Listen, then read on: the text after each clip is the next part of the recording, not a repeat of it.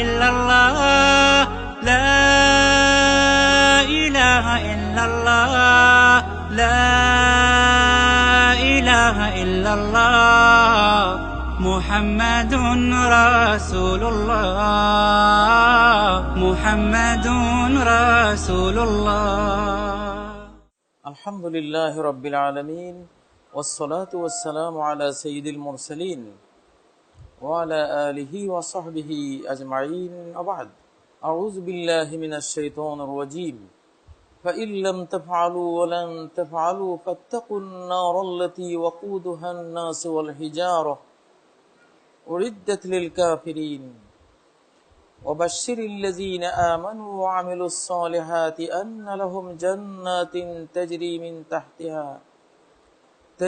من تحتها الأنهار وقال الله عز من قائل يا أيها الذين آمنوا كتب عليكم الصيام كما كتب على الذين من قبلكم لعلكم تتقون ويقول الرسول صلى الله عليه وسلم ذاك الشهر يغفل عنه أكثر الناس بين رجب وشعبان ترفع فيه الأعمال إلى رب العالمين فأحب أن يرفع عملي وأنا الصائم ويقول في حديث يرويه لنا ابن حبان الطبراني إن الله يطلع ليلة النصف من شعبان إلى جميع خلقه فيغفر لجميع خلقه إلا لمشرك أو مشاهد আলহামদুলিল্লাহ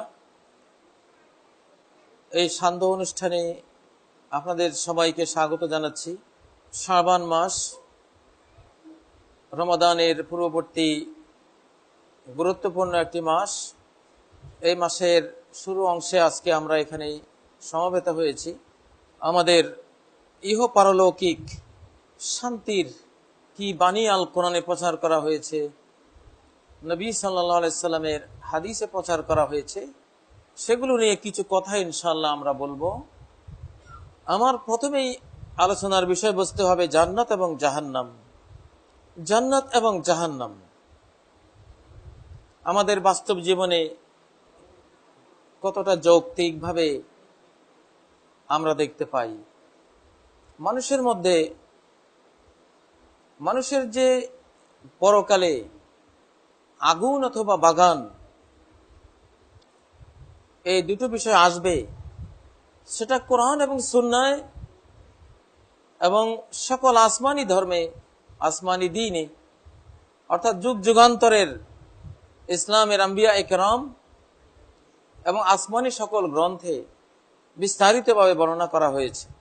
মানুষকে জান্নাতের জন্য উৎসাহিত করা, নিজেকে, নিজের সন্তানকে, নিজের পরিবার পরিজনকে, নিজের আত্মীয় স্বজনকে জান্নাতের লোভাতুর করে তোলা, জান্নাতের প্রতি আগ্রহী করে তোলা, মানুষকে সৎ বানাবার, ভালো কাজের অভিমুখী নিয়ে যাবার একটি বিরাট বিষয়। জান্নাতের লোভ ব্যতীত আপনি মানুষকে সৎ কাজে উদ্বুদ্ধ করতে পারবেন না।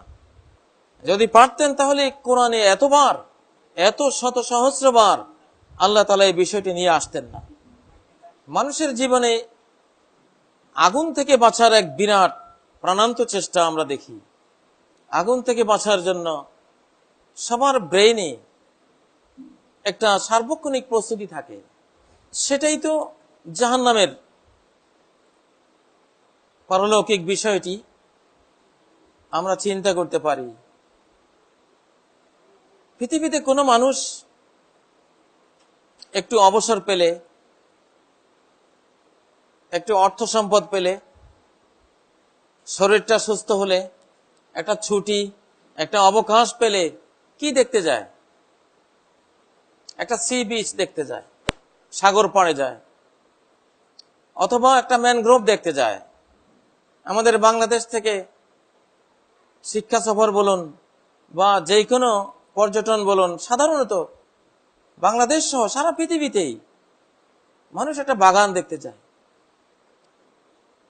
একটা বনাঞ্চলে যায়, নদ নদী দেখতে যায়। এটাই তো জান্নাত। জান্নাতিন তাজরি মিন তাহতিহাল আনহার।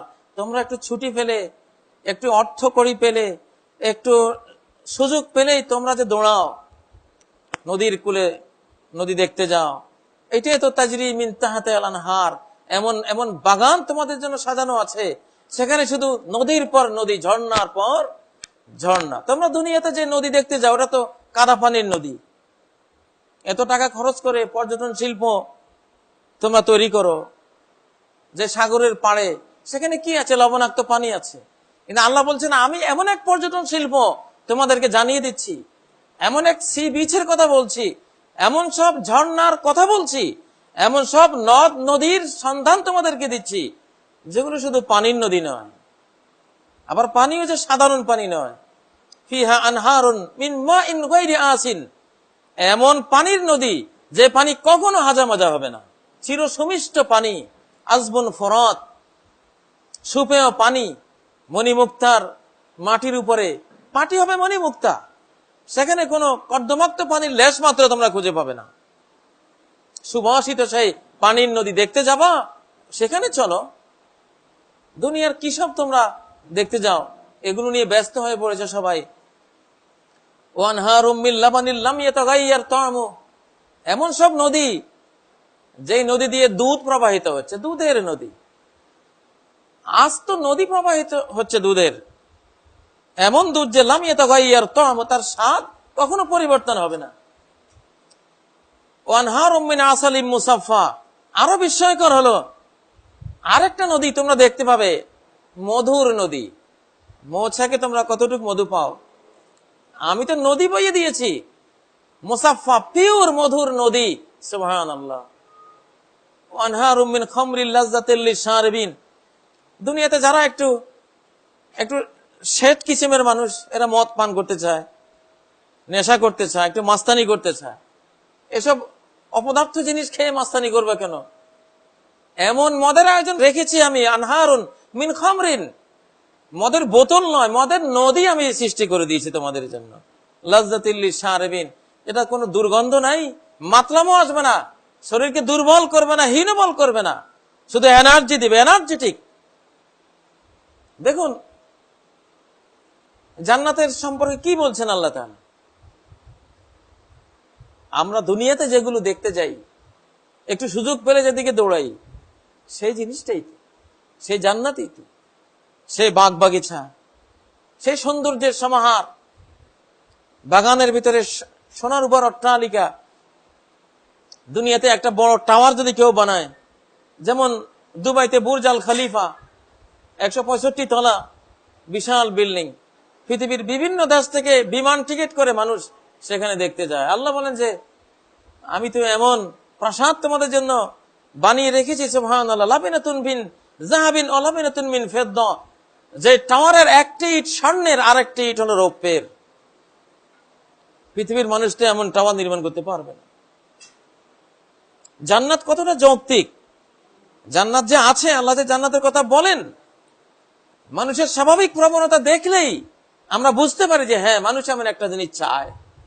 জান্নাতের খাবার দাবার সেভাবে সাজানো, ফলমূল সেভাবে সাজানো, এর বসবাসগুলি, আপনারা যে কোনো স্বপ্নপুরীতে যান, দেখবেন যে কি সুন্দর থাকার আয়োজন করা আছে সেখানে। এগুলো তো দেখতে যায়, সে সবগুলো অকল্পনীয় সৌন্দর্য মণ্ডিত করে আল্লাহ তাআলা আপনাদের জন্য সাজিয়ে রেখেছেন। শুধু একটু সিরাতে মুস্তাকিমের অনুসারী হয়ে সরল পথ ধরে শুধু গেলেই হলো। এটা গেল জান্নাতের প্রসঙ্গ। জাহান্নাম, আগুনের প্রসঙ্গ আসুন। ঢাকার কোন বিল্ডিং এমন আছে যেখানে অগ্নি নির্বাপক গ্যাসের ব্যবস্থা নাই, লাল সিলিন্ডারের ব্যবস্থা নাই? আছে কিনা? আগুন থেকে বাঁচার প্রবণতা যে কতটা স্বাভাবিক, যৌক্তিক।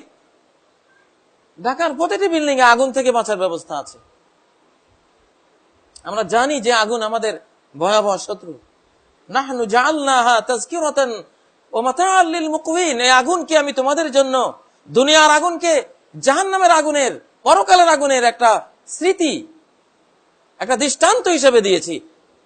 এই আগুন থেকে বাঁচার যে আকুতি তোমার ভিতরে, এটা দিয়ে তুমি পরকালের আগুন থেকে বাঁচার শিক্ষা নেবে। এই জন্য এই আগুন থেকে বাঁচার প্রবণতা তোমার মধ্যে দিয়েছি। এমন কোন শহর আছে যেখানে ফায়ার সার্ভিস নেই, যেখানে বিরাট একটা ডিপার্টমেন্ট নেই, যেখানে অনেকগুলো গাড়ি, অগ্নি নির্বাপক অনেকগুলো উপকরণ, যন্ত্র, বিশাল কোন বাহিনী নেই। এটাই তো জাহান্নাম। এই দুনিয়াতে যেমন আগুন থেকে আপনি বাঁচার চেষ্টা করেন, আগুন থেকে বাঁচার জন্য গ্যাসের সিস্টেম আপনার বিল্ডিং এ বিল্ডিং রাখেন, শহরে শহরে ফায়ার সার্ভিস রাখেন, এরকম আগুন আখিরাতেও আছে। সেখান থেকে বাঁচার জন্যই কোরআন শিরিক থেকে বাঁচতে বলেছে। পৃথিবীতে যেমন শর্ট সার্কিট থেকে অগ্নিকাণ্ড হয়, চুলা থেকে অগ্নিকাণ্ড হয়, সিলিন্ডার বিস্ফোরণ থেকে অগ্নিকাণ্ড হয়, হয় কিনা? এরকম আখিরাতেও ওখানে চুলা বিস্ফোরণ হবে না, কিন্তু শিরিকের বিস্ফোরণ হবে। সেখানে পাপাচারের বিস্ফোরণ হবে, অন্যায় অনাচার, যেসব ক্রাইম, আল্লাহ শরিয়া বিরোধী ক্রাইম যেগুলি আমরা করছি, এগুলোর বিস্ফোরণে সেখানে অগ্নিকাণ্ড ঘটবে। শরিয়া সেটা বলেছে আমাদের। অতএব অগ্নিকাণ্ড থেকে বাঁচার যে প্রবণতা দুনিয়াতে আমরা দেখি, এটাই জাহান্নামের ক্ষেত্রে হলে এনাফ, যথেষ্ট। এইটুকু সতর্কতা যদি কেউ জাহান্নামের ব্যাপারে নেয়, যে আগুন তো ওখানেও আছে, সেখান থেকে বাঁচতে হবে, আমাকে শিরিক থেকে বাঁচতে হবে, বিদআত থেকে বাঁচতে হবে, আমাকে সুদ থেকে বাঁচতে হবে, ঘুষ থেকে বাঁচতে হবে, ব্যভিচার থেকে বাঁচতে হবে, আমাকে অশ্লীলতা থেকে বাঁচতে হবে, পিতামাতার অবাধ্যতা থেকে বাঁচতে হবে, মানুষের উপর জুলুম করা থেকে বাঁচতে হবে। এগুলি পারলৌকিক অগ্নিকাণ্ডের কারণ হবে। মা বোনরা হিজাব বর্জন করা থেকে বাঁচতে হবে। তাদের যে শিক্ষা আল্লাহ দিয়েছেন, সে শিক্ষা অনুসারে যদি তারা চলেন, অন্যায় পথ থেকে বাঁচেন, তাহলে জাহান্নাম থেকে বাঁচবেন, আগুন থেকে রক্ষা পাবেন। এটাই আখিরাতের ফায়ার সার্ভিস। আখিরাতের জাহান্নাম থেকে যে গ্যাস আপনাকে রক্ষা করবে, সেটা তো এই সালাত, সেটা এই সিয়াম, সেটা এই যাকাত, সেটা এই হিজাব, এই হজ, এই উমরা, এই কোরআন তিলাওয়াত, এগুলি ওইসব উপকরণ যেগুলি আপনাকে সেই আগুন থেকে আপনাকে বাঁচিয়ে দেবে। আগুন থেকে আল্লাহ যে আমাদেরকে বাঁচার জন্য বলেন আল কোরআনে, কতটা যৌক্তিক। আমাদের বাস্তব জীবনে কতটা যৌক্তিক ভাবে আমরা আগুন থেকে বাঁচতে চাচ্ছি। এই ধরনেরই একটি সতর্কতা দরকার পরকালের আগুন থেকে বাঁচবার জন্য। সম্মানিত ভাইরা, এই জন্য আল্লাহ তাআলা আমাদেরকে সূরা আল বাকারা 201 নম্বর আয়াতে অত্যন্ত ছোট্ট কথায় এমন একটি দোয়া শিখিয়েছেন, এই পরকালের সকল কল্যাণ সেই দোয়াতে চলে আসে, সকল কল্যাণ সেই দোয়াতে, অকল্যাণ থেকে বাঁচার ব্যবস্থা সেখানে চলে আসে। রব্বানা আতিনা ফিদ দুনিয়া হাসানা ওয়া ফিল আখিরাতি হাসানা ওয়া কিনা আযাবান নার। হে আমাদের রব, এই পৃথিবীতে আমাকে হাসানা দান করুন, পুণ্য দান করুন, যা কিছু সৌন্দর্য সেটা দান করুন। পৃথিবীতে সৌন্দর্য কি? একটা সুন্দর বাড়ি, একটা সুন্দর পরিবেশ, সুন্দর সৎ প্রতিবেশী, একটা প্রশস্ত ঘর, একটা সুন্দর গাড়ি, একটা সুস্থ শরীর, দুনিয়াতে জীবন যাপনের একটা সুন্দর ব্যবস্থা, পৃথিবীর সৌন্দর্য। তার পাশাপাশি 5 ওয়াক্ত সালাত সুন্দরভাবে আদায় করার তৌফিক প্রাপ্ত হওয়া, একটু হালাল রুজি রোজগার করে উপার্জন করে দুনিয়াতে চলে যাওয়া, একটু সত্যবাদী মানুষ হতে পারা, চরিত্রটা সুন্দর থাকা, নৈতিক চরিত্রটা আমার সুন্দর হওয়া, আমার কথাগুলি সুন্দর হওয়া, আমার আচরণগুলি সুন্দর হওয়া, আমার জ্ঞানগুলি সুন্দর হওয়া, আমার বিশ্বাসগুলি সুন্দর হওয়া। আমি যে দোয়া করছি, দুনিয়াতে আমাকে এই সৌন্দর্যগুলি দান করুন। এখন আমি দুনিয়াতে এগুলো পেয়েছি কিনা? আমি যদি দুনিয়াতে আমার সৌন্দর্যগুলি পেয়ে যাই, তাহলে সন্দেহ নেই যে আখিরাতে তা পেয়ে গেছি আমি। আর যদি দুনিয়ার সৌন্দর্য পেলাম না, তাহলে আখিরাতের সৌন্দর্য আমি পাবো কিনা এটা আর বলা যায় না। আমার দুনিয়াটাই সুন্দর হলো না, আমার চরিত্রটাই সুন্দর হলো না, আমার সালাতটাই সুন্দর হলো না, আমার নৈতিক জীবনটা সুন্দর হলো না, আমার পারিবারিক জীবনটা সুন্দর হলো না। আমি নিজে যদি ঘুষ খাই, নিজে যদি সুদ খাই, নিজে যদি মানুষকে ঠকাই, প্রতারণা করি, মানুষের সম্পদ আমি যদি আত্মসাৎ করি, আমার মায়ের সাথে আচরণ সুন্দর নেই, মা সন্তুষ্ট নয় আমার প্রতি, আমার পিতার সাথে আচরণ সুন্দর নেই, পিতা আমার প্রতি অসন্তুষ্ট, আমার স্ত্রী আমার প্রতি সন্তুষ্ট নয়, আমার চরিত্র নিয়ে তার আপত্তি আছে, আমার সন্তানরা আমার উপর খুশি নেই, আমি যদি দেখি যে আমার দুনিয়াটাই অসুন্দর হয়ে আছে, তাহলে আমার আখিরাত যে অসুন্দর হবে এর মধ্যে কি সন্দেহ আছে? সন্দেহ নেই। আমরা আমাদের দুনিয়া দেখেই বলে দিতে পারবো আখিরাত কার কেমন হবে। আল্লাহ বলেছেন, লাহুমুল বুশরা ফিল হায়াতিদ দুনিয়া ওয়া ফিল আখিরাহ, এদের জন্য রয়েছে সুসংবাদ দুনিয়াতে এবং আখিরাতে। দুনিয়ার সুসংবাদ কি? জনসমাজে আপনার একটা প্রশংসা ছড়িয়ে থাকবে, মানুষ হৃদয় থেকে বলবে যে এই মানুষটি ভালো। মানুষ আল্লাহর রাজ সাক্ষী। ওই নেতার সম্মান নয় যে নেতার জুলুমের ভয়ে সামনে সার সার বলে আর পিছনে গেলে লানত দেয়, অভিশাপ দেয় যে তার উপরে আল্লাহর গজব পড়ুক, এত খারাপ লোক আর নাই এই সমাজে। কিন্তু সামনে গিয়ে খুব সার, একেবারে করজোড়ে তাকে শ্রদ্ধা দেখানো। এই লোক যে জাহান্নামে যাবে এটা দুনিয়া থেকে বলা যায়। আর যে মানুষটার সামনেও মানুষ বলে, তাকে সম্মানজনক ভাবে সম্বোধন করে, পিছনে বলে যে না আসলেই সমাজের একজন উত্তম এবং ভালো মানুষ, এদের ব্যাপারে আল্লাহ বলেছেন লাহুমুল বুশরা ফিল হায়াতিদ দুনিয়া, এদের জন্য সুসংবাদ দুনিয়াতেও, মানুষের প্রশংসা, বিনা পয়সার প্রশংসা, হৃদয় থেকে উৎসাহিত প্রশংসা। আবার স্বপ্ন জগতেও এরা ভালো ভালো স্বপ্ন দেখে। এদেরকে আল্লাহ দুনিয়াতে সুসংবাদ দুভাবে দেন, মানুষের মুখ থেকে একটা সুসংবাদ আর স্বপ্ন জগতে আরেকটা সুসংবাদ দেন। উত্তম স্বপ্ন তারা দেখে, এরা জান্নাতি। দুনিয়াতে বেঁচে থাকতে তার দুই কান মানুষের প্রশংসা দিয়ে আল্লাহ ভরে দিয়েছেন। মালা আল্লাহু উযুনাইহি মিন সানাইন নাস, নবীজি বলেছেন যে ব্যক্তির দুই কান বেঁচে থাকতে আল্লাহ তাআলা মানুষের প্রশংসা দিয়ে পূর্ণ করে দিয়েছেন, এই লোকটা জান্নাতি।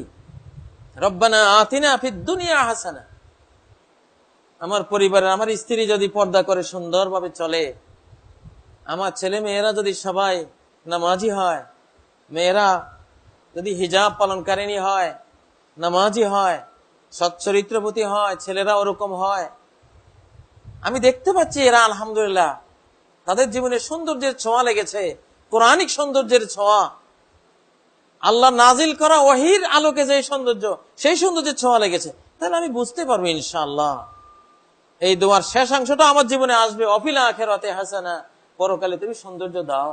দুনিয়ার সৌন্দর্যের শর্তে আখিরাতের সৌন্দর্য এখানে চাওয়া হয়েছে। এমন অনেক পরিবার আছে, বাবাও মদ খায়, মাও মদ খায়, ছেলেও মদ খায়, মেয়েও মদ খায়, ড্রাইভারও মদ খায়, সবগুলি মদখোর। আছে কিনা? আছে কিনা আমাদের সমাজে? তো এই যে দুনিয়ার সৌন্দর্য পায়নি, এটা তো এখান থেকে দেখা গেল। তাহলে অফিল আখিরাতে হাসানা, পরকালের সৌন্দর্য কিভাবে পাবে সে? যার দুনিয়াটা অসুন্দর, কোনোদিনও সে আখিরাতের সৌন্দর্য পাবে না। দুনিয়া যার মুখ থেকে সিগারেটের দুর্গন্ধ বের হয়, তার পাশে বসা যায় না সিগারেটের দুর্গন্ধে, আখিরাতে বুঝি তার মুখ থেকে মেসকি আম্বরের বাস বের হবে? কল্পনা করতে পারেন? কোনোদিনও আসবে না। এখানে যেটা সুন্দর, সেই সৌন্দর্যের বিনিময় হিসেবে পরকালের সৌন্দর্যটা আসবে। একটা আলোকিত জান্নাত চাই, আলোকিত পরকাল চাই। আমরা চাই কিনা? একটা আলোকিত পরকাল সবাই চাই। সে আলোকিত পরকাল, সৌন্দর্যমণ্ডিত পরকাল এমনিতে আসবে না। আমার ইহকালটা সুন্দর হলে পরকালটা সুন্দর হয়ে আসবে ইনশাআল্লাহ। সেখানে আমি ঘুরতে যাব, তখন আমার মৃত্যু হবে, আমি পর্যটনে যাচ্ছি। সকল নবীকে আল্লাহ প্রস্তাব করেছেন, যাবা না থাকবা? না যাবো, থাকবো না এখানে। আদম আলাইহিস সালামকে থাকতে বলেছিলেন, থাকেননি। হাওয়া আলাইহিস সালাম এসে মালাকুল মউতকে ব্যারিকেড দিচ্ছে, আদমকে সাথে করে বসে আছে, কে আসবে তার রূহ নিতে? আমি আছি আজকে। ফেরেশতারা এসে বলেন, আদম আপনি যাবেন না থাকবেন? হাওয়া বলতেছে না তুমি যাইও না। আদম বলে, তোমার কথা শুনে একবার আমি ফল খেয়ে যে সর্বনাশ করেছি, আরো শুনবো, আরো তোমার কথা শুনবো, এই তোমরা আমার জানটা নিয়ে যাও। আদম চলে গেলেন। সহিহ বুখারীতে রাসূলুল্লাহ সাল্লাল্লাহু আলাইহি সাল্লামের কথা এসেছে, তিনি একদিন বলতেছেন আল্লাহুম্মা রাফিকাল আলা, একটা হাদিস তিনি বলেছেন, ইন্না আবদান খায়্যারাহু আল্লাহু বাইনাদ দুনিয়া ওয়া বাইনা মা ইনদা, একজন মানুষকে আল্লাহ স্বাধীনতা দিয়েছেন, তুমি কি এই পৃথিবীতে থাকবা না আল্লাহর ভুবনে আল্লাহর জগতে পরকালে চলে যাবা? ফাখতারা মা ইনদাল্লাহ, আল্লাহর বান্দাটি আল্লাহর কাছে যেটা আছে পরকালের যে নিয়ামত আছে সেটা তিনি গ্রহণ করেছেন, দুনিয়াতে থাকাকে গ্রহণ করেননি। এই কথা শুনে আবু বকর কান্নাকাটি শুরু করলেন, কাঁদতেছেন বসে বসে। আবু সাইদ খুদরি বলেন যে এই বৃদ্ধ লোকটা, মা ইউবকি হাযা শাইখ ইন কান আল্লাহ খায়রা আবদান বাইনা দুনিয়া ওয়া বাইনা মা ইনদা ফাখতারা মা ইনদাল্লাহ। একজন মানুষকে আল্লাহ বললেন দুনিয়াতে থাকবা না আমার কাছে চলে আসবা, আমার জান্নাতে চলে আসবা। উনি আল্লাহর কাছে জান্নাতে যেতে চাইলেন, তো এই বুড়ো লোকটা কাঁদে কেন? আবু বকর কেন এখানে কান্নাকাটি করছে? এখানে কান্নার কি আছে? এটা তো সুসংবাদ। আবু সাইদ খুদরি বলেন যে পরে বুঝলাম আবু বকর কেন কেঁদেছিলেন। আবু বকর কেঁদেছিলেন এই জন্য যে নবীজি যে মানুষের কথা বলছিলেন যে আল্লাহ তাকে দুনিয়াতে থাকা আর আখিরাতে যাওয়ার কোনটা নিবা ইখতিয়ার দিয়েছেন, স্বাধীনতা দিয়েছেন, তিনি আখিরাতে যাওয়াটা গ্রহণ করেছেন। এটা আসলে রাসূল সাল্লাল্লাহু আলাইহি ওয়াসাল্লাম নিজেই, ওনাকে আল্লাহ স্বাধীনতা দিয়েছেন, আপনি থাকতে চান না আমার কাছে আসতে চান, তিনি জানিয়ে দিয়েছেন না আমি চলে আসবো। তা আবু বকর এটা বুঝতে পেরেছেন, আমরা কেউই বুঝিনি।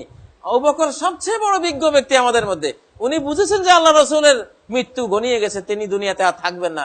এই মৃত্যুর যন্ত্রণা উনি কাঁদলেন, আর আমরা কেউ বুঝলাম না, আমরা হাসলাম।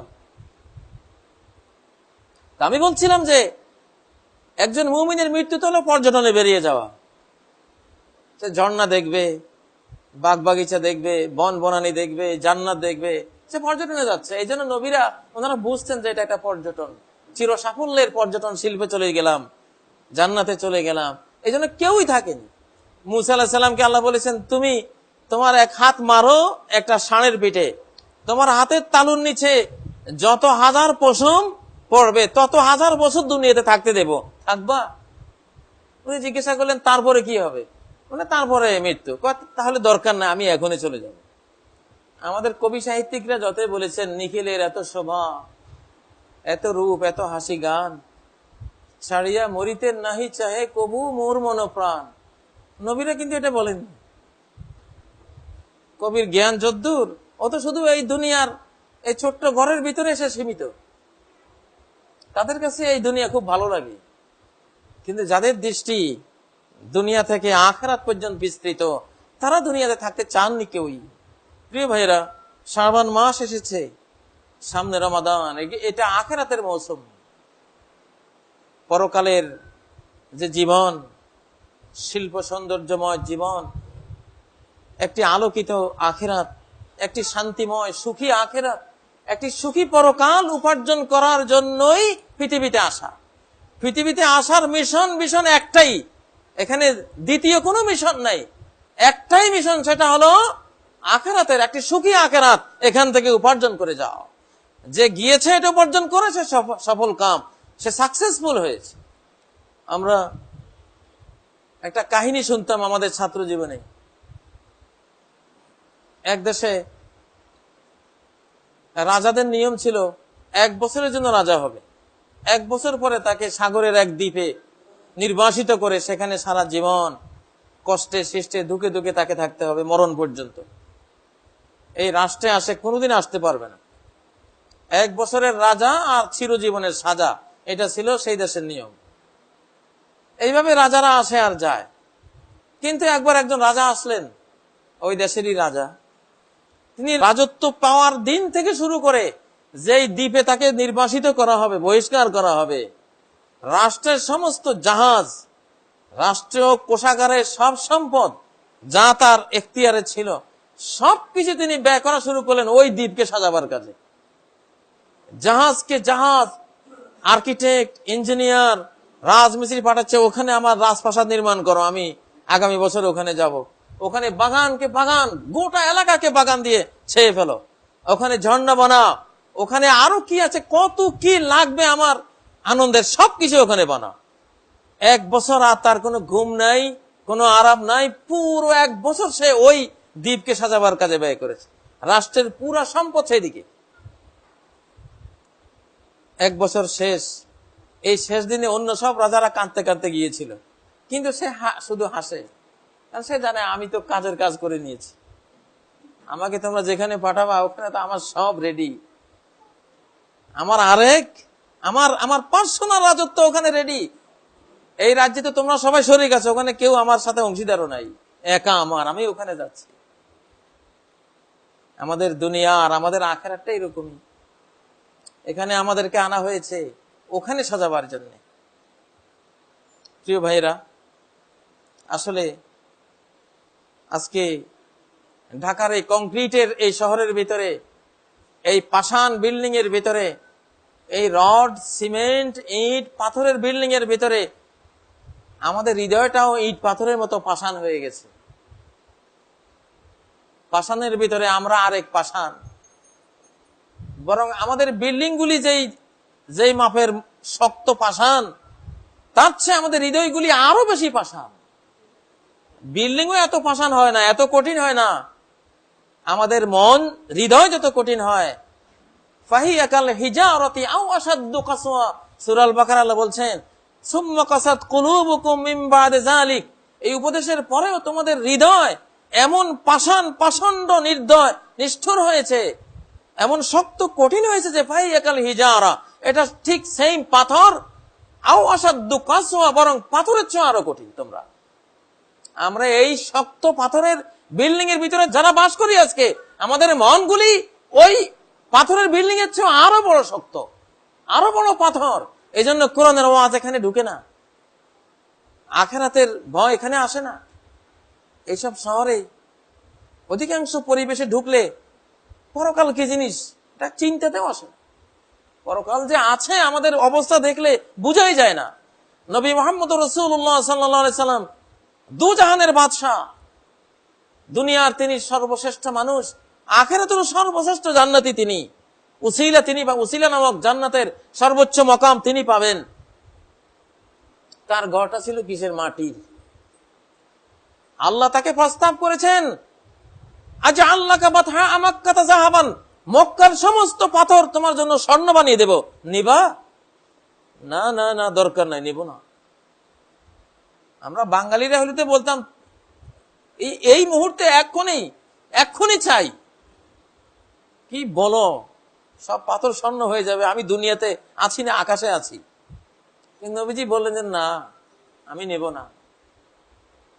উনি কি নিলেন? মাটির একটা ঘর নিলেন। দুনিয়াকে বুঝে সুঝে ওনার কাছে প্রাপ্ত জ্ঞান বিজ্ঞান দিয়ে অনুমান করে একটা মাটির ঘর, খেজুর পাতার খেজুরের ডাল দিয়ে ছাদ নির্মাণ করা মাটির ঘর। কোনো সোফা নেই, কোনো শোকেস নেই, কোনো আলমিরা নেই। দুনিয়ার নজর পড়ার মতো, ওমর ফারুক বলেন, দৃষ্টি পড়বার মতো নবীর ঘরে কিছুই নেই, কিছুই নেই।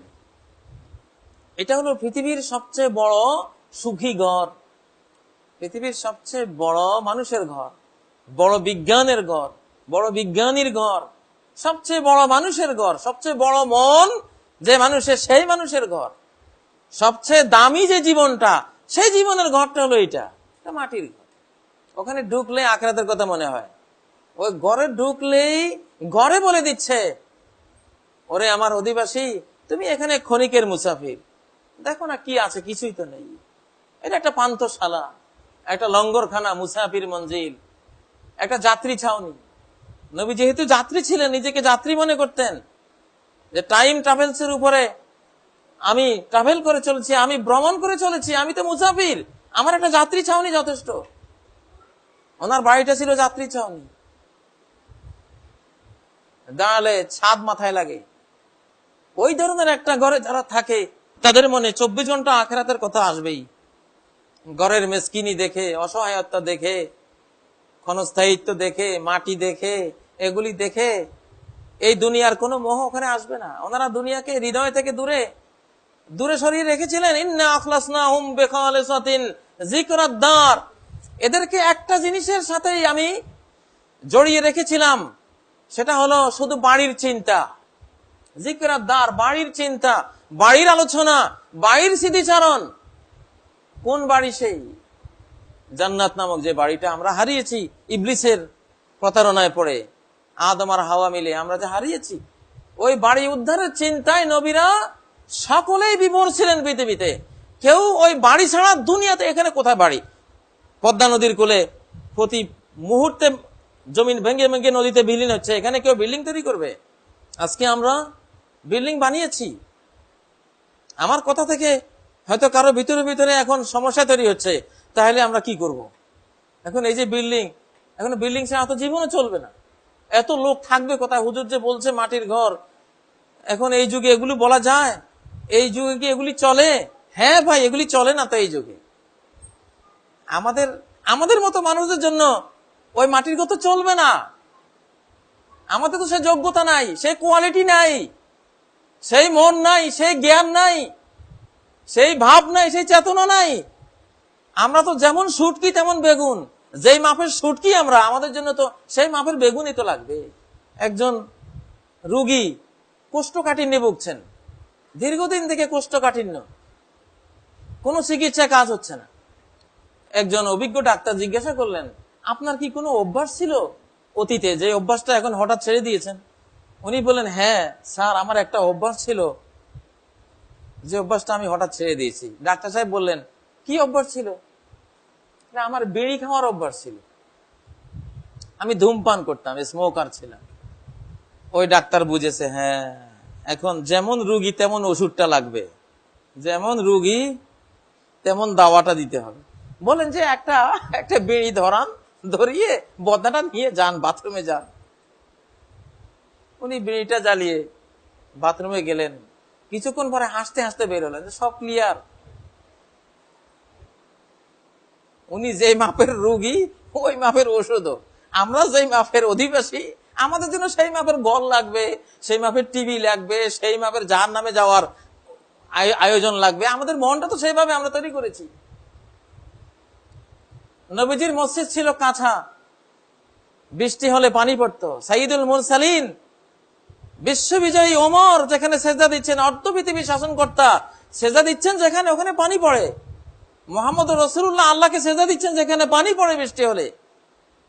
মসজিদটা কাঁচা, কিন্তু মুসল্লিগুলি কেমন পাকা, কেমন পাকা! সারা পৃথিবী ওদের অঙ্গুলির হেলনে থরথর করে কাঁপে। ওই মসজিদের ভয়ে 1 মাস পর্যন্ত সব দুশ্মনরা ভয়ে ভীত থাকে, কাঁচা মসজিদের মুসল্লির ভয়ে। আমরা মসজিদ সব পাকা, পাথরের, পারলে লোহা দিয়ে বানাবো, আর মুসল্লিগুলি এমন কাঁচার কাঁচা। নবীজি বলেছেন যে ইয়াস্তামিউনা ফিল মাসাজিদ ওয়া ইউসাল্লুন ওয়া লাইসা ফিহি মুমিন। এমন অনেক মসজিদ আমার উম্মতের থাকবে, বহু লোক মসজিদে জড়ো হবে, সবাই নামাজ পড়বে, একজনও ইমানদার নাই। ইমাম সাহেব সহ কাফের, মুয়াজ্জিন সাহেবেরও ইমান নাই। এমন মসজিদ কিয়ামতের আগে আসবে। সহিহ হাদিস এটা। এই জন্যই বলছি, আমাদের যুগে এসে তো এখন টাইলসের মসজিদ লাগবে, এসি মসজিদ লাগবে, এমন সুন্দর সুন্দর মসজিদ লাগবে যেটা আমাদের ঘরের চেয়ে সুন্দর হইতে হবে, যেমন শুটকি তেমন বেগুন। কিন্তু মুহাম্মদুর রাসূলুল্লাহ এবং তার সাহাবীদের জন্য এগুলির প্রয়োজন ছিল না। তাদের হৃদয় জগৎ ইমানের সৌন্দর্যে ভরা। আল্লাহুম্মা যায়্যিননা বিযিনাতিল ঈমান, ঈমানের অলংকার দিয়ে আমাদেরকে অলংকৃত করুন।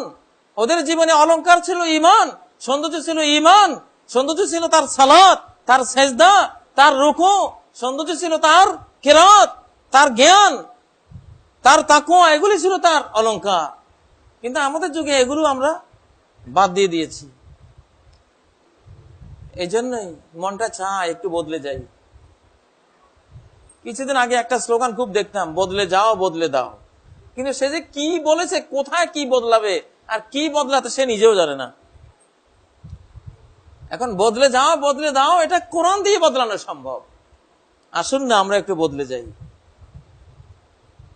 আমরা যদি এই পাষাণের ভিতরে বাস করি, কিন্তু এখানে হৃদয়টাকে যদি আমরা কোরআনের সংস্পর্শে রাখতে পারি ইনশাআল্লাহ, তাহলে হয়তো পাষাণ হওয়ার হাত থেকে আমরা বেঁচে যাব। আমার এই পর্বটি হলো প্রশ্ন উত্তরের পর্ব। প্রশ্ন এসেও গেছে আমার সামনে।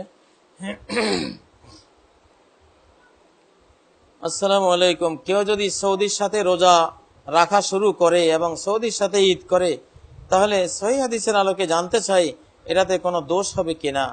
আজ পৃথিবীর সব দেশে শুক্রবার এবং 22শে মে, তবে আরবি তারিখে কেন বাংলাদেশ পিছিয়ে আছে? এটা একটা নতুন, আমি বলবো একটা নতুন উপদ্রব।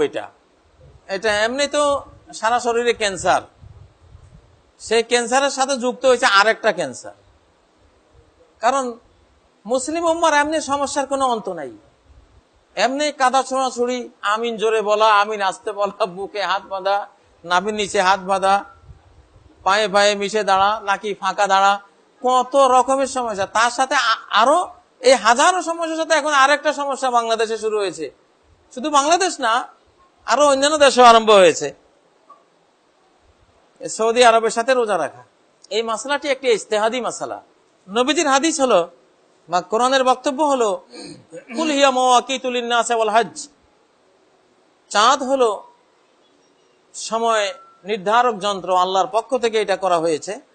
হজ এবং সময় নিরূপণকারী আল্লাহর একটি সৃষ্টি হলো চাঁদ। এই উপগ্রহ দিয়ে তোমরা সময় নিরূপণ করে নাও, মাস নির্ণয় করে নাও। যেই দেশে যখন চাঁদ মানুষ দেখবে তখন তারা রোজা শুরু করবে, তখন তারা ঈদ পালন করবে। তিনি বলেছেন, সুমু লিরুয়াতিহি ওয়া আফতিরু লিরুয়াতিহি, চাঁদ দেখে রোজা শুরু করো, চাঁদ দেখে রোজা ভাঙ্গো। এই হাদিসটাকে মুসলিম জাহানের মানুষেরা দুই ভাবে বুঝেছে, দুই ধরনের বুঝ এখানে বুঝেছে। সেই দুই ধরনের বুঝের কোনোটাই আমরা বলবো না যে এটা বাতিল, আমরা অশ্রদ্ধা করব না, কারণ জিনিসটাই গবেষণার বিষয়। একটা বুঝ হলো যেটা 1350 বছর বা 1400 বছর থেকে আমল চলে আসে, যে যেই দেশের মানুষ তাদের আকাশের চাঁদ যখন দেখবে তারা তখন রোজা রাখবে। এটার উপরে কিন্তু নবীজির আমল থেকে আমল চলে আসছে, এইভাবে আমরা চলে আসছি। এটা একটা বুঝ। এই বুঝের উপরে গোটা মুসলিম জাহান চলেছে, কারণ এর বাইরে চলার উপায়ও ছিল না। আজ থেকে 100 বছর আগে তো টেলিভিশন ছিল না, এই মোবাইল ছিল না, এই ইন্টারনেট ছিল না, জানার কোনো উপায় ছিল না সৌদি আরবে রোজা কোন দিন উঠেছে। সেটা জানতে জানতে 2 মাস 3 মাস চলে গেছে। যার কারণে মুসলিম জাহান যার যেই দেশে যখন তারা চাঁদ দেখেছে তখনই রোজা রেখেছে। এইভাবে চলে আসছে, কিন্তু ধারাবাহিকতা এইভাবে হয়ে আসছে। এই বুঝের উপরে অধিকাংশ আলেমরা এবং মুসলিম জাহানের সদস্যরা আছে। দ্বিতীয় বুঝ হলো যে চাঁদ দেখে রোজা রাখা মানে বিশ্বের যে কোনো এক জায়গায় দেখা গেলেই সারা বিশ্বের মানুষ দেখতে পারবে। এটাও এক ধরনের, এক শ্রেণীর মুসলমানরা বুঝেছেন এই বুঝটা, তাদের বুঝ। এখানে তারা বুঝতে পারেন। এই বুঝের বিরুদ্ধে বলার অধিকার আমার নাই, আমি এই বুঝের বিরুদ্ধে বলবো না। তারা যদি বুঝে থাকেন, বুঝার অধিকার তাদের আছে। কিন্তু কথা হলো, প্রথম বুঝটার ক্ষেত্রে যেহেতু ওইটা এস্টাবলিশড হয়ে আছে মুসলিম জাহানে, প্রতিষ্ঠিত হয়ে আছে মুসলিম জাহানে, যে যেই দেশে যখন চাঁদ দেখে সেই দেশে তখন তারা সিয়াম স্টার্ট করে। ওখানে সমস্যাটা কি?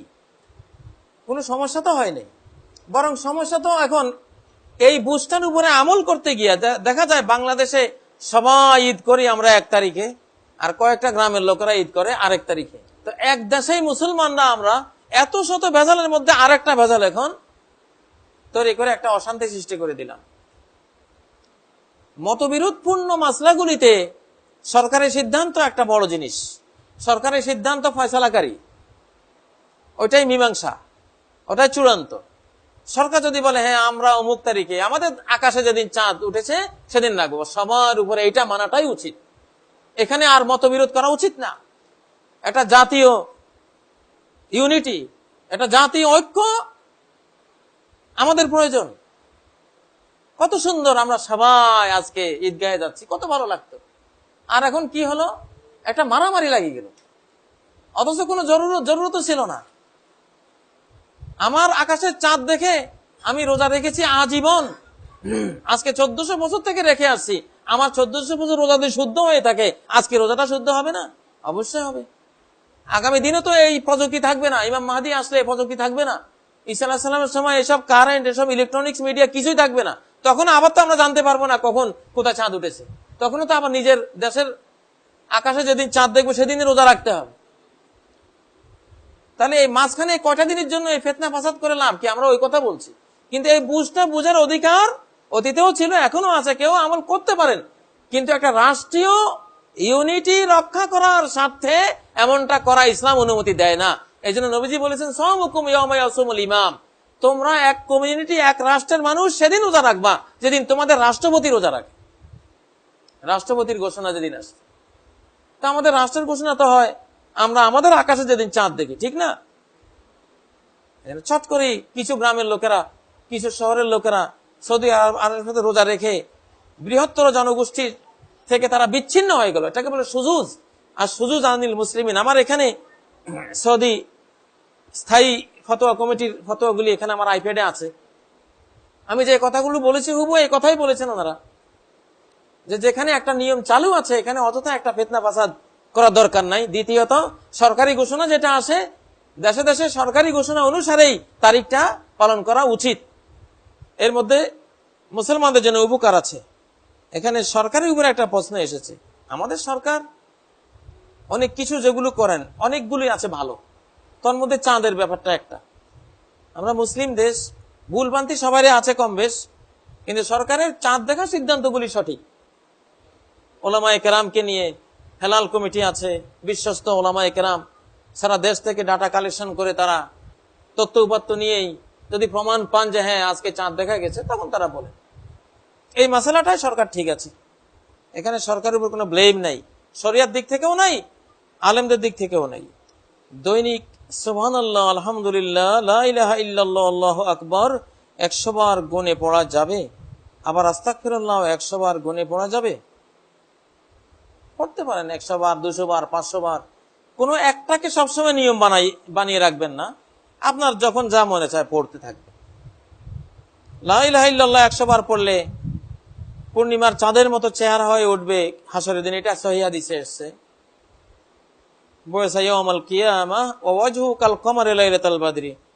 বা 100 বার তাসবিহ পড়লে, সুবহানাল্লাহ পড়লে 1000 পুণ্য লেখা হবে, এটা সহিহ হাদিসে এসেছে। 100 বার লা ইলাহা ইল্লাল্লাহু ওয়াহদাহু লা শারীকা লাহু লাহুল মুলকু ওয়া লাহুল হামদু ওয়া হুয়া আলা কুল্লি শাইইন কাদির 100 বার পড়লে 10টি গোলাম আজাদ করার সওয়াব হবে, 100টি পুণ্য লেখা হবে, এবং সারাদিন শয়তান থেকে বেঁচে যাবে, এবং ওই অবস্থায় মারা গেলে সে জান্নাত প্রাপ্ত হবে। এইসব ফজিলত এই 100 বারের ব্যাপারে আছে, এখানে 100 বার করতে পারেন। আর যেসবের ক্ষেত্রে 100 বার বলা নাই সেখানে সবসময় 100 বার পড়া, এটা দলিল লাগবে। শরীয়তে দলিল ছাড়া একটা সংখ্যা সবসময়ের জন্য ঠিক করে নেওয়া, এটা আমার অধিকার নাই। এই জন্য কখনো 100 বার পড়লাম, কখনো 200 বার পড়লাম, 300 বার পড়লাম, কখনো 10 বার পড়লাম।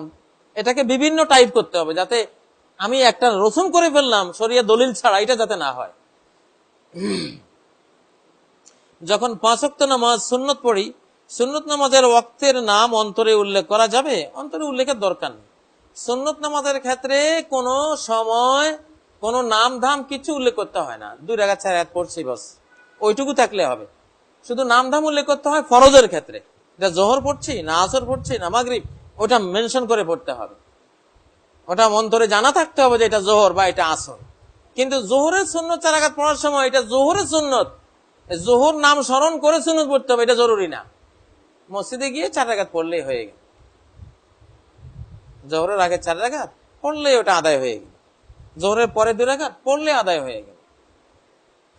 সুন্নত নফলের ক্ষেত্রে নাম উল্লেখ করতে হবে না, কিন্তু ফরজের ক্ষেত্রে উল্লেখ করতে হবে। মসজিদের সামনে কবরস্থান থাকলে, অর্থাৎ মসজিদের সামনের অংশের সামনে এবং কবরস্থানের মাঝখানে আলাদা ওয়াল না থাকলে সেই মসজিদে নামাজ পড়া ঠিক হবে কিনা? না। নবীজি বলেছেন, লা তুসাল্লু ইলাল কুবুর, কবরের দিকে ফিরে সালাত পড়ো না, এটা নিষেধ।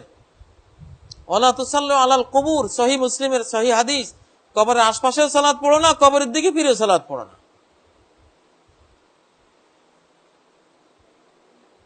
যদি মসজিদের সামনে কবরস্থান থাকে, আলাদা ওয়াল করে একেবারে পৃথক করে দিতে হবে এটাকে। যেমন মসজিদে নববীর মধ্যে নবীজি যে কবর, ওনার যে আয়েশার বাড়িতে তার যে কবরটা আছে, আলাদা একটা বিশাল উঁচু প্রাচীর করে একদম ওটাকে আলাদা করে দেওয়া হয়েছে। যার ইহকাল সুন্দর না তার পরকালও সুন্দর না, এটা কি কোনো হাদিস?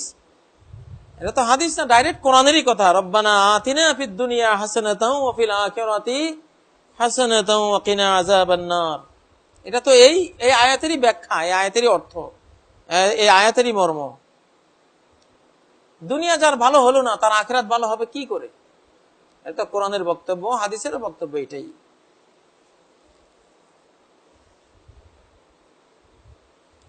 দুরূদ যে কোনো অবস্থায় পড়া যাবে কিনা? হ্যাঁ, দুরূদের জন্য ওযু শর্ত না, সর্ব অবস্থায় পড়া যাবে। তবে তায়াম্মুম বা ওযু অবস্থায় যে কোনো জিকির আজকার দরুদ ইত্যাদি হওয়া ভালো, সেটা জরুরি নয়। ট্রেনে বা বাসে থাকলে নামাজ কিভাবে পড়া যাবে? ট্রেনে বা বাসে থাকলে, ট্রেনে তো দাঁড়িয়েও নামাজ পড়া যায়, কেবলা রক্ষা করে পড়া যায়। বাসে অনেক সময় দাঁড়ানো যায় না, এই জন্য বাস থেকে নেমে পড়া উত্তম ফরজ নামাজগুলি। আর নফল সুন্নত ভিতির যা আছে এগুলি ট্রেনে বাসে বসে বসে পড়া যাবে, ইশারা করে পড়া যাবে। এগুলোর জন্য কিয়াম শর্ত না, দাঁড়ানো শর্ত না। ট্রেনে বা বাসে যদি এমন হয় যে, যেমন ট্রেনে আপনি যাচ্ছেন, মাগরিবের সময় হলো, এখন যদি দাঁড়াবার ব্যবস্থা থাকে তাহলে তো আপনি ট্রেনে মাগরিব পড়তে পারবেন। এখানে আবার এসাও আপনি একসাথে, মুসাফির হলে 2 রাকাত এশার নামাজও পড়ে একসাথে পড়ে শেষ করতে পারবেন, কোনো সমস্যা নেই। আর যদি এমন হয় যে আপনি কিছুক্ষণ পরে নেমে যাবেন, আর এখানে এমন দ্রুত গতিতে ট্রেন চলছে, দাঁড়াবার কোনো অবকাশ নেই, দাঁড়াতে গেলে পড়ে যাবেন, তাহলে মাগরিব এশার নামাজ এশার টাইমে পড়তে পারেন। যদি এশার সময় নামেন, আপনি রাত 10:30, 11টা, 11:30 আগে যদি নামেন, তাহলে নেমে আপনি ওখানে সুন্দরভাবে দাঁড়িয়ে সালাত পড়বেন। জোহর আসরের ক্ষেত্রে আপনি যদি আসরের টাইমে কোথাও নামবেন, তাহলে আসরের টাইমে জোহর আসর জমা করে একসাথে পড়ে নেবেন। আর যদি দেখেন যে না, আমি নামতে নামতে নামাজের টাইম শেষ হয়ে যাবে, তাহলে বসা অবস্থায় ট্রেনে বা বাসে পড়ে নিতে হবে, এটা আর কাজা করতে হবে না। কারণ নবীজির জীবনে একবার তিনি উটের পিঠে বসে ফরজ পড়েছিলেন, নিচে কাদা ছিল, নামতে পারছিলেন না, এই জন্য বসে পড়েছিলেন। অতএব ওই হাদিসের কারণে ঠেকায় আমরা বাসে বা ট্রেনে বসে সালাত পড়তে পারবো। 4 মেয়ের মা বাবা বেঁচে থাকতে মায়ের বা বাবার সম্পদ সমানভাবে ভাগ করে দেয়া যাবে কিনা? যদি কেউ সমান ভাগ করে 4 মেয়েকে দিয়ে দেয়, তাহলে করণীয় কি? এটা একটা অপ্রয়োজনীয় কাজ। মৃত্যুর আগে, মৃত্যুর পরের ভাগটা আপনি করতে যাবেন কেন? আপনার নিজেরও তো এমন কোনো বিপদ আসতে পারে যে বিপদের কারণে দেখা যাবে ছেলেমেয়েরা কেউই আপনাকে দেখবে না, ওইদিকে আপনারও কিছু নাই, তখন আপনি তো ফকির, মিসকিন, অসহায় হয়ে যাবেন। এই জন্য আল্লাহ তাআলা যেটা বলেছেন ওইটাই করা উত্তম। মৃত্যুর পরে তারাই ভাগ করে নেবে, আপনি তাদেরকে শিক্ষা দিয়ে যাবেন যে আমার মৃত্যুর পরে এইভাবে তোমরা ভাগ করবো। আপনার তো ভাগ করার দায়িত্ব নয়, দায়িত্ব হলো তাদের। আপনার মৃত্যুর পরে আপনাদের ওয়ারিসদের ভাগ করে নেওয়া হলো দায়িত্ব। ওয়ারিসদের কাজ আপনি নিজে করতে যাবেন কেন? এটা করার মধ্যে অনেক ধরনের সমস্যা হয়। হ্যাঁ, আপনার জীবদ্দশায় যদি আপনি সব সম্পদ আপনার সন্তানকে দান করতে চান, তাহলে সমান বন্টন করে দান করে দেবেন। এটা ওয়ারিসই হলো না, এটা দান হলো, গিফট হলো। আপনার জীবদ্দশায় আপনি দান করে দিলেন। জীবিত অবস্থায় সম্পত্তি ভাগ করে দেওয়া কি শরীয়ত সম্মত? এটা একই প্রশ্ন। আমরা জানি যুলহিজ্জার চাঁদ ওঠার পর নখ ও চুল কাটা নিষিদ্ধ, তাহলে হাজিগণ মিনায় যাওয়ার আগে, ইহরাম পরার আগে নখ ও চুল কাটতে পারবেন কিনা? সেটা তো অনেক আগেই তারা চলে যান, তারা তো ওই 10 দিন আসার আগেই তারা এহরাম বাঁধেন। সেজন্য এটার সাথে, এই এহরামের সাথে নখ চুল ইত্যাদি এগুলি নিষিদ্ধ হওয়ার কোনো মাসালা নাই। এটা হলো ওই 10 দিনের মাসালা। 10 দিন আসার আগে এটা নিষেধ, 10 দিন শুরু হওয়ার আগে এটা নিষেধ হবে না কখনো। মুজদালিফায় অবস্থানকালে বিতিরের সালাত আদায় করতে হবে কিনা? সেদিন ফজরের সুন্নত কি পড়তে হবে? হ্যাঁ, ফজরের সুন্নত আর বিতির নামাজ নবী সাল্লাল্লাহু আলাইহি সাল্লাম সবসময় পড়তেন। এটা একামত অবস্থায়, মুসাফির অবস্থা, সর অবস্থায়, হজ অবস্থায়, এটা সবখানে পড়া যাবে। মুসলিম বোনেরা কি সালাতে পা ঢাকবেন? মোজা পরা কি জরুরি? হ্যাঁ, পা ঢাকার পক্ষে হাদিসের বক্তব্য আছে। নবীজি বলেছেন যে ইউগাত্তিনা রুউসা আকদামিহিন্না যুহুরা আকদামিহিন্না, একটা কামিজ যদি এত লম্বা হয় যে পায়ের পাতা সহ ঢেকে দেয়, তাহলে সেই কামিজ পরে মহিলারা সালাত পড়তে পারবেন। আর যদি সেটা না হয় তাহলে পাটা মোজা দিয়ে হলেও ঢেকে রাখলে এটা উত্তম হবে ওই হাদিসের আলোকে। শাবানের চাঁদের সিয়াম অবস্থায় দাওয়াত পেলে সিয়াম ভেঙ্গে দাওয়াত খাওয়াটা কি ওয়াজিব? না, ওয়াজিব নয়, এটা জায়েজ। আপনি ইচ্ছা করলে যে কোনো নফল রোজা ভেঙ্গে আপনি দাওয়াত খেতে পারবেন। নবী সাল্লাল্লাহু আলাইহি সাল্লামের স্ত্রীগণ বা তিনি নিজেও অনেক সময় নফল সিয়াম শুরু করার পরে খাদ্য বা দাওয়াত পেয়ে ওই রোজা ভেঙ্গেছেন। হযরত আয়েশা থেকে, হাফসা থেকে এই ধরনের হাদিস বর্ণিত হয়েছে, সহিহ হাদিস। অতএব এটা করা যাবে, তবে জরুরি নয়। এখন আমরা জানতেছি যে মৃত্যুবার্ষিকী নাই, যদি আমার বাবা বা মা মারা যায় তাহলে যেদিন মারা যাবে সেদিন কি ফরজ? সেদিন ফরজ হলো তাদেরকে দাফন করা, কাফন পরানো, তাদের সম্পত্তি বন্টন করা, তাদের ঋণ থাকলে ঋণ পরিশোধ করা, তাদের ওসিয়ত থাকলে ওসিয়ত বাস্তবায়ন করা, এগুলি হলো ফরজ। এরপরে আর কোনো মৃত্যুবার্ষিকী ইত্যাদি পালন করার কোনো সুযোগ ইসলামে নাই।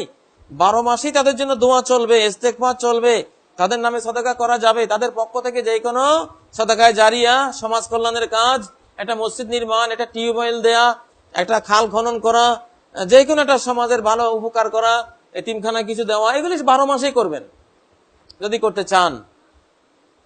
কোনো নির্দিষ্ট দিবসে করা যাবে না, তাহলে বেদাত হয়ে যাবে, কুসংস্কারে পরিণত হবে। মা ও ছেলে একই সাথে থাকে, বাবার সম্পত্তি ভাগ করা হয় নাই, ছেলে বিজনেসে অনেক টাকা লস করেছে, শাশুড়ি কি বউয়ের জাকাত দিতে পারবে কিনা? মা ও ছেলে একই সাথে থাকে, বাবার সম্পত্তি ভাগ করা হয় নাই, এটা তাদের ইচ্ছা, ভাগ করা উত্তম। ভাগ না করলে সমস্যা হয়। ভাগ না করার কারণে তো এখানে প্রশ্ন দেখা দিয়েছে। ছেলে তার সম্পত্তি নিয়ে আলাদা থাকবে, মা তার সম্পত্তি নিয়ে আলাদা মালিকানাভুক্ত থাকবেন, এটাই উত্তম। কারণ একজনের মালিকানাভুক্ত সম্পদ আরেকজন নষ্ট করা, এটা বিরাট ধরনের পাপ। কিয়ামতের ময়দানে এগুলো নিয়ে অনেক সমস্যা হবে। অতএব ভাগযোগ করে নেওয়াটাই ভালো, এটাই উচিত। শাশুড়ি কি বউয়ের জাকাত দিতে পারবে? হ্যাঁ, পারবে। শাশুড়ি তার বৌমাকে জাকাত দিতে পারবে, কারণ শাশুড়ির উপরে বউয়ের ভরণ পোষণ ফরজ নয়, তার জামাতার উপরে ফরজ, স্বামীর উপরে ফরজ। যেহেতু শাশুড়ির উপরে ফরজ নয়, এই জন্য বউ যদি দরিদ্র হয় শাশুড়ি তাকে জাকাত দিতে পারবেন, আবার শাশুড়ি দরিদ্র হলে বউ তাকে জাকাত দিতে পারবেন। এটা দ্বিপাক্ষিক ভাবে জায়েজ। তেমনি স্বামী স্ত্রীর ক্ষেত্রেও, স্বামী যদি দরিদ্র হয় তাহলে স্ত্রী তার জাকাত স্বামীকে দিতে পারবেন। আব্দুল্লাহ ইবনে মাসউদের স্ত্রী, তিনি কিছু জাকাত দিচ্ছিলেন নবীজির কাছে। তখন আব্দুল্লাহ ইবনে মাসউদ গিয়ে বললেন যে আমি তো দরিদ্র, আমার স্ত্রীর জাকাত আমি নিতে পারবো? তখন নবী সাল্লাল্লাহু আলাইহি সাল্লাম তার স্ত্রীকে বললেন, হ্যাঁ, যাওজুকে ওয়া ওয়ালাদুকে আহাক্কু মান তাসাদদাকতে বিহি আলাইহিম, তোমার স্ত্রী তো, তোমার স্বামী আর তোমার সন্তান, তারাই তোমার জাকাত খাওয়ার সবচেয়ে বেশি হকদার। কারণ মায়ের উপর তো ভরণ পোষণ ফরজ না, সন্তানের ভরণ পোষণ, স্বামীর ভরণ পোষণ স্ত্রীর উপরে ফরজ না। এই জন্য স্ত্রী চাইলে সন্তানদেরকেও জাকাত দিতে পারবে, চাইলে স্বামীকেও দিতে পারবে, কিন্তু স্বামী তার স্ত্রীকে জাকাত দিতে পারবে না, কারণ স্ত্রী ভরণ পোষণ স্বামীর উপরে ফরজ। স্বামীকে যদি এই সুযোগ দেওয়া হয় তাহলে স্বামী খালি স্ত্রীকে জাকাতই খাওয়াবে, এজন্য স্বামীকে সুযোগ দেওয়া হয় নাই। সুদযুক্ত ঋণ পরিশোধে কতটা তৎপর হওয়া উচিত? সুদমুক্ত ঋণ না সুদযুক্ত? যাই হোক, যে কোনো ঋণ হোক, সেটা সুদ করতে হবে। তবে যেটা সুদ, এটা পরিশোধ না করে যদি ছাড়তে পারেন সেটা সর্বোত্তম। কোরআনে আল্লাহ বলেছেন যে লা তাজলিমুনা ওয়ালা তুজলামুন, ঋণ দিয়েছো অতএব সুদি লেনদেন যেটা করেছো এটা জুলুম। এখন সুদ থেকে তওবা করে সুদটা মাফ করে দাও, কিন্তু বেসিক ঋণ যেটা দিয়েছো ওইটা তুমি নিতে পারো। আল্লাহর নিকট নিজ গুনাহসমূহের জন্য আমি তওবা করতে চাই, সেই ক্ষেত্রে আমি কি নামাজের মাঝে বাংলায় সেজদায় গিয়ে দোয়া করতে পারি? হ্যাঁ, দোয়া করতে পারবেন। ফরজ নামাজ ছাড়া সব নামাজে, বিতির, সুন্নত, তাহাজ্জুদ, নফল, তারাবি, সব নামাজেই বাংলায়, ইংরেজিতে, উর্দুতে, যে ভাষায় চান দোয়া করতে পারবেন। আরবিতেও পারবেন, অন্য ভাষায় পারবেন। রমজানে হারাম শরীফে মেয়েদের ইতিকাফে বসা যাবে কিনা? অবশ্যই যাবে। হারাম শরীফে তো ইতিকাফ প্রতি বছরই বসে, সারা বিশ্বের মহিলারা যায় ওখানে, তারা ইতিকাফ করে। গোসলের সময় কি পুরো ওযু করতে হয়? এটা কি ফরজ গোসলের সময় দরকার, না পুরো ওযু করতে হয় না, পা ধোয়া ছাড়া আর বাকি সবটা করবেন? নবী সাল্লাল্লাহু আলাইহি ওয়াসাল্লাম ফরজ গোসলের সময়ও পা ধুইতেন না, শুধু গোসলের আগে সারমাসে পর্যন্ত করে রাখতেন, আর গোসল সেরে তারপরে একটু সরে গিয়ে 2 পা ধুয়ে নিতেন। এটা হলো সুন্নাত। ওযুর সময় গাড় মোছে আছে কি? না, গাড় মোছে নাই, গাড় মোছের কোনো দলিল নেই। পুরো কাপড় খুলে গোসল করা যাবে কি? যাবে, তবে এটা উত্তম নয়। উত্তম হলো গোসলখানাতেও পুরো পোশাক পরেই গোসল করা। নবীজি বলেছেন, আল্লাহু হাক্কান ইউস্তাহিয়া মিনহু, আল্লাহকে লজ্জা করা এটা বেশি উচিত। টাকনুর নিচে কাপড় বললে কি হয়? কবিরা গুনাহ হয়, মহাপাপ হয়। নবীজি বলেছেন, মা আসফালা মিনাল কাবাইনি ফিন্নার, টাকনুর নিচে পুরুষদের কাপড় গেলে ওটা জাহান্নামে নিয়ে যাবে, তবে মেয়েদের টাকনুর উপরে গেলে জাহান্নামে যেতে হবে তাদেরকে। ছেলেদের টাকনুর নিচে গেলে জাহান্নাম, আর মেয়েদের টাকনুর উপরে গেলে তো জাহান্নাম হবেই, তাদের পায়ের পাতার উপরে গেলেও জাহান্নাম হবে। তারা পায়ের পাতার নিচে আরো 1 বিঘত ঝুলাবে কমপক্ষে। তাতে যত তাদের সেলোয়ার আছে, তাদের শাড়ি আছে, তারা যেগুলি পরবেন, পায়ের পাতার নিচে আরো 1 বিঘত লম্বা। ইউরখিনা জেরান, নবীজি বলেছেন 1 হাত, ইউরখিনা শিবরান, 1 বিঘত অথবা 1 হাত পর্যন্ত তারা ঝুলাবে টাকনুর নিচে। বাইতুল্লাহতে গিয়ে দেখবেন, বাইতুল্লাহ সৌদি মহিলারা তারা যে বোরকা পরে, তাদের পায়ের পাতা থেকে আরো 1 হাত বা 1 বিঘত ওগুলি নিচে থাকে। ওরা মসজিদ কুড়িয়ে কুড়িয়ে হাঁটে। মহিলাদের জন্য এত হাঁটার এবার দরকার কি? এই জন্য আল্লাহ বোরকা লম্বা করে দিয়েছেন, তো হাঁটার দরকার নেই। আর যেটুকু হাঁটতে হবে সামান্য, ওইটুকু ওই লম্বা বোরকা নিয়ে হাঁটতে পারবা, সমস্যা নেই। ইসলাম চায় মহিলারা ঘরমুখী হোক, বহির্মুখী না হোক।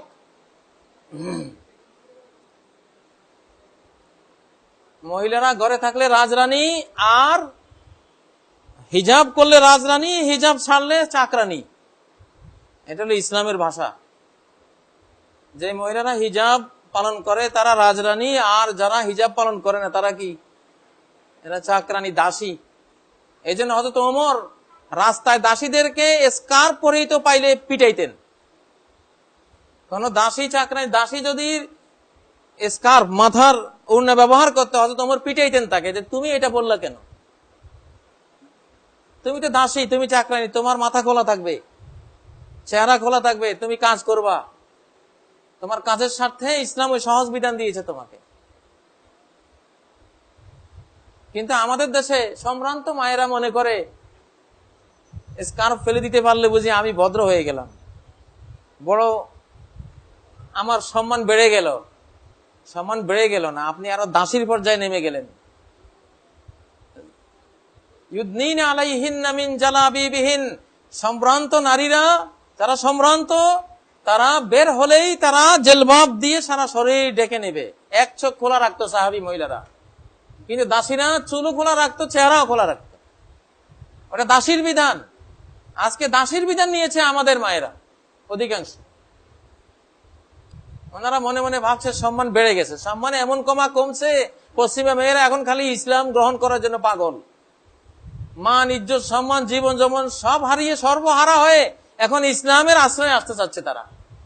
তারা টের পেয়েছে যে আধুনিক সভ্যতা ওদেরকে কি সর্বহারা বানিয়েছে, কি সর্বনাশ করেছে সভ্যতার নামে। অতএব মহিলারা তাদের পোশাক আশাকের ক্ষেত্রে ইসলাম এমন বিধিবিধান দিয়েছে যে পোশাক পরলে আসলে বেশি সে বাইরে যেতে পারবে না। বলেন তো, যদি তার টাকনুর নিচে তার শাড়িটা বা তার বোরকা, তার সেলোয়ারটা যদি 1 হাত ঝুলানো থাকে, হাঁটবে কি করে? তার মানে আল্লাহ এমন আইন করে দিয়েছেন যে তোমার বেশি হাঁটারই দরকার নাই, তুমি অভ্যন্তরে থাকবা, মানব জাতির অভ্যন্তর জগৎ নির্মাণ করে দেবা। সর্বশেষ প্রশ্ন, মহিলারা তাদের পিরিয়ড অবস্থায় কোরআন পড়তে পারবে কিনা? কোরআনকে কাপড় দ্বারা জড়িয়ে ধরে চোখে দেখে পড়বে, এটা করা যাবে? হ্যাঁ, স্পর্শ না করে পড়তে পারবে।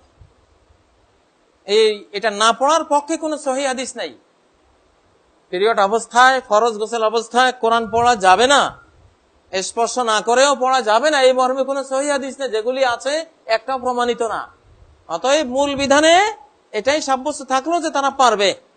সহিহ বুখারীতে ইবনে আব্বাসের বক্তব্য উদ্ধৃত আছে তাহারাত পর্বে, পবিত্রতা অধ্যায়ে। ওকান ইবনে আব্বাসিন আলাম ইয়ারা ইবনে আব্বাস বিল কিরাআতি লিল জুনুবি বাসান, যার উপরে গোসল ফরজ, ইবনে আব্বাস তার কোরআন পড়ার মাসালায় কোনো অসুবিধা মনে করতেন না। রাইসুল মুফাসসিরিন ইবনে আব্বাস মনে করতেন, ফতোয়া দিতেন, সিদ্ধান্ত দিতেন যে ফরজ গোসল অবস্থায়ও কোরআন পড়তে পারবে, শুধু স্পর্শ করবে না, কোরআন ছুবে না। সুবহানাকাল্লাহুম্মা ওয়া বিহামদিকা আশহাদু আল লা ইলাহা ইল্লা আনতা আস্তাগফিরুকা ওয়া আতুবু ইলাইক। বোরকা পরা কি জরুরি? যদি জিলবাব পরে জিলবাব পরলে আর বোরকা জরুরি না, বরং জিলবাবে সর্বোত্তম হিজাব, ওটা ঢোলা ঢালা হয়। জিলবাব হইতে হবে, জিলবাবের সিস্টেমটা হইতে হবে এমন যে একজনের জিলবাবে দুইজন ঢুকতে পারবে। আল্লাহর পছন্দনীয় বোরকা হলো সেই বোরকা যেই বোরকার ভিতরে দুইজন মহিলা ঢুকতে পারবে, এতটা ঢোলা।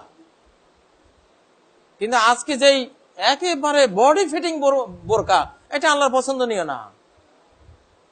এই জন্য ঈদের মাসালা সহিহ বুখারীতে এসেছে, যখন নবীজি বললেন সব নারীরা ঈদগাহে যেতে হবে, তখন এক মহিলা প্রশ্ন করলেন, ইহদানা লাইসা লাহা জিলবাবুন, হে আল্লাহ রাসূল, আমরা সবাই কেমনে যাব? আমরা অনেকে এমন আছি যে আমাদের জিলবাব নাই। তখন নবীজি বললেন, লিতুল বিসহা সাহিবাতুহা মিন জিলবাবিহা, তার বান্ধবীর জিলবাবের ভিতরে ঢুকে যাবে সে। মানে একজনের জিলবাব এত বড় হইতে হবে, এত ঢোলা হইতে হবে যে একের ভিতরে দুই মহিলা ঢুকতে পারবে। এইটা হলো আসল জিলবাব, আসল বোরকাও সেটা, এত ঢোলা, চাইলে আর একটা মহিলা ভিতরে রাখা যাবে। কারণ শরীরের স্কিন ঢাকা যেমন ফরজ, শরীরের কাঠামো ঢাকাও ফরজ। আর সে কাঠামো ঢাকা হয় না যদি ঢোলা না হয়। ওইটাই ভদ্র, ওইটাই আল্লাহর কাছে প্রিয়। আল্লাহ তাআলা আমাদের তৌফিক দান করুন। আমার বক্তব্য এখানেই শেষ। সুবহানাকাল্লাহুম্মা ওয়া বিহামদিকা আশহাদু আল লা ইলাহা ইল্লা আনতা আস্তাগফিরুকা ওয়া আতুবু ইলাইক। আসসালামু আলাইকুম ওয়া রাহমাতুল্লাহি ওয়া বারাকাতুহু। আল্লাহু আল্লাহু ইয়া রাব্বি ইয়া আল্লাহ, আল্লাহু ইয়া রাব্বি ইয়া আল্লাহ। লা ইলাহা ইল্লাল্লাহ, লা ইলাহা ইল্লাল্লাহ, লা ইলাহা ইল্লাল্লাহ, মুহাম্মাদুর রাসূলুল্লাহ।